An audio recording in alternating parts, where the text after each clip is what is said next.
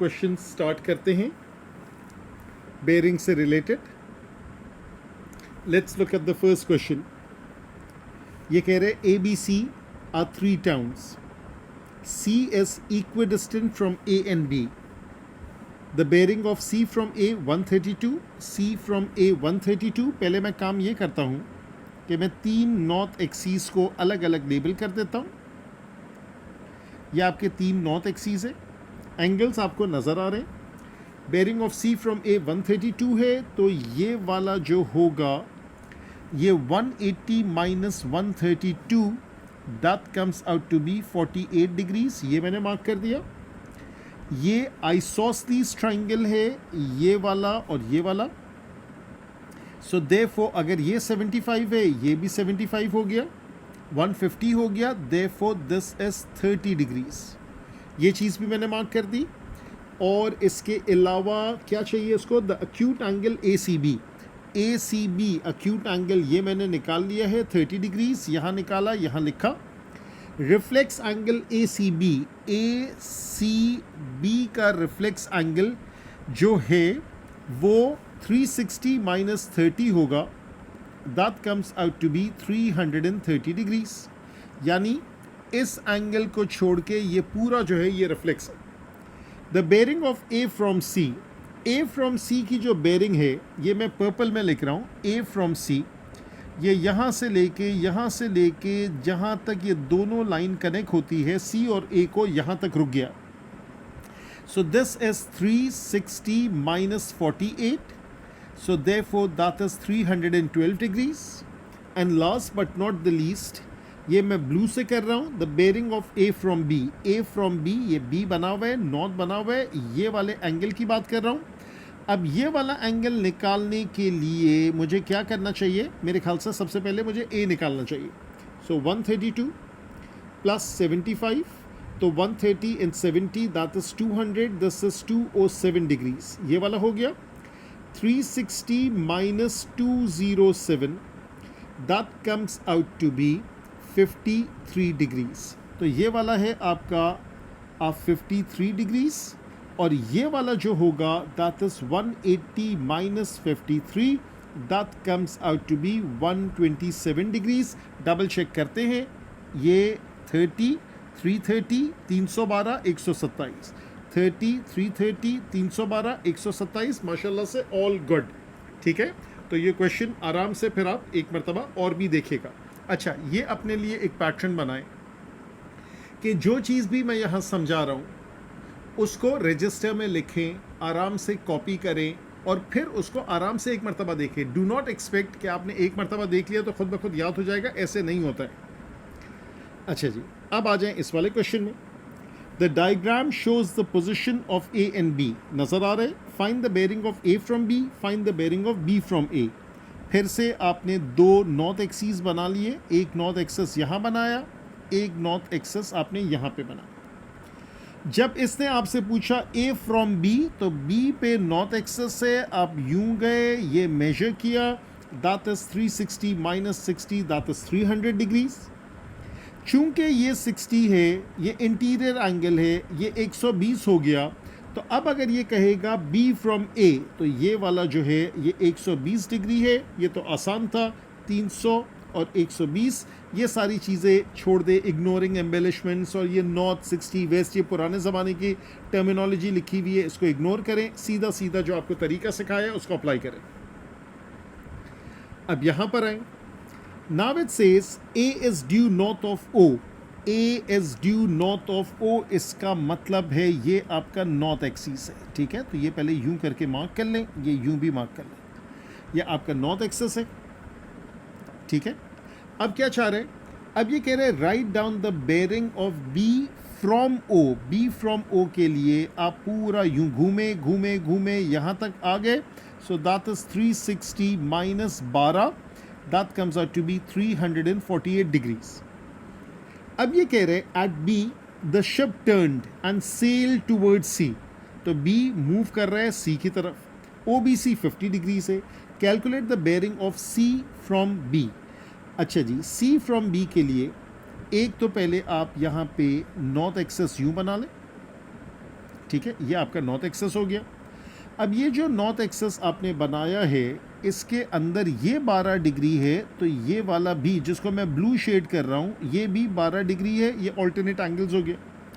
ये 50 था तो ये अब रह गया 48 डिग्रीज। जब ये 48 डिग्रीज है तो इसने कहा calculate the bearing of C from B.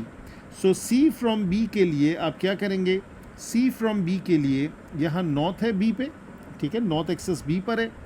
आप यहाँ घूमे घूमे घूमे till you reach the line that connects the 2 point. तो यहाँ तक तो 180 डिग्री आ गया ना, ठीक है ना, ये पूरा 180 हो गया। तो दिस इज 180 प्लस 48, 180 और 40 ये हो गया 220 एंड 228 डिग्रीज। तो 348 228 that is the answer. 348 and 218।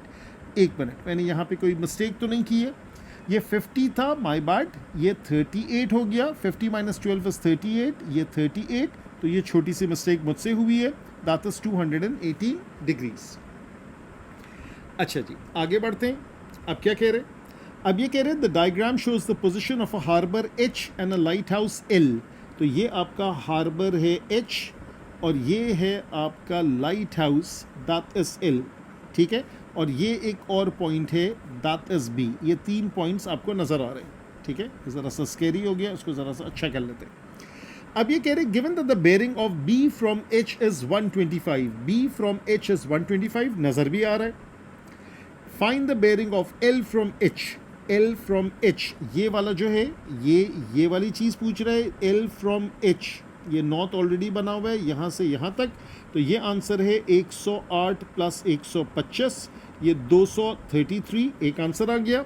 H from B, H from B के लिए यहाँ पे आपने नॉर्थ एक्सेस खींचा, ये 125 है, तो ये सब्ट्रैक्ट करेंगे तो 50 और 5, हमेशा डबल चेक कर लीजिएगा, 50 और 175 और 5 180, all good.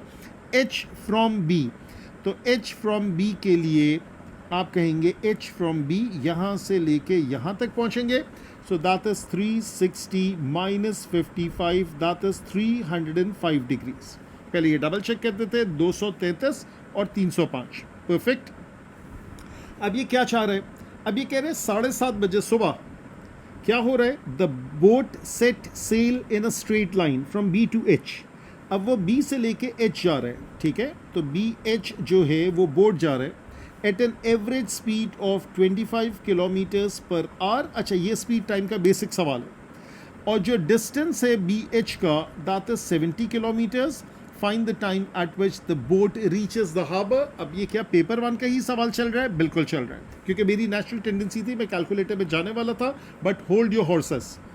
Distance is speed into time, तो आपने कहा डिस्टेंस, स्पीड जो है वो 25 multiplied by time, so time is 70 over 25, 5 14 ज़ा 5 5 ज़ा, और ये हो जाएगा 5 2 ज़ा 10, 2 whole 4 over 5।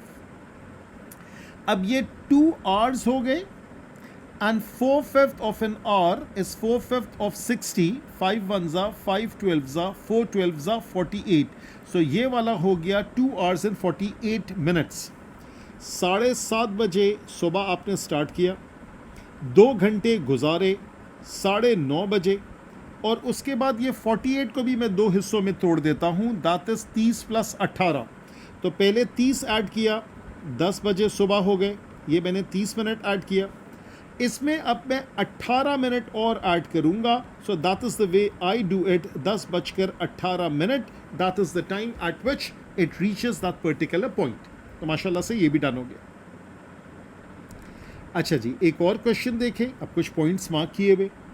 The bearing of a light house from a ship SS 220, the bearing of a light house from a ship SS 220, the position S is marked in the diagram. अब ये कौन सा है जहाँ पे होगा, बहुत अच्छा सवाल है, बहुत ही कंसेप्चुअल सवाल है। देखें, अगर ये लाइन यूँ बनेगी तो ये जो एंगल आएगा वो ये होगा, ये तो अक्यूट होगा। Bearing of A from S, सारे S से मार्क कर रहे हैं, ठीक है। Bearing of light house from a ship S, तो वो S पे नॉर्थ बना हुआ है, तो ये क्या ये 220 हो सकता है? द आंसर इज नो, ये तो नहीं हो सकता, तो इसको तो माइनस करें। ये दूसरा ऑप्शन यूं करके है। अब ये एंगल जो है ये ऑब्ट्यूस होगा, 220 फिर भी नहीं होगा, इसको भी माइनस करें। ये वाला जो एंगल है यहाँ पे यूं करके होगा, ये 180 और 270 के दरमियान होगा। तो yes, this is a possibility.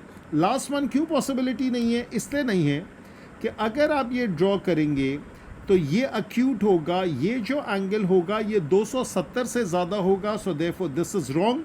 So therefore the correct answer for this is this. Therefore this looks like 220 degrees because यहाँ तक तो 180 है और 180 plus this value that is 220. अब ये कह रहे हैं write down the bearing S from the light house. एक और नॉर्थ एक्सीस बना लें।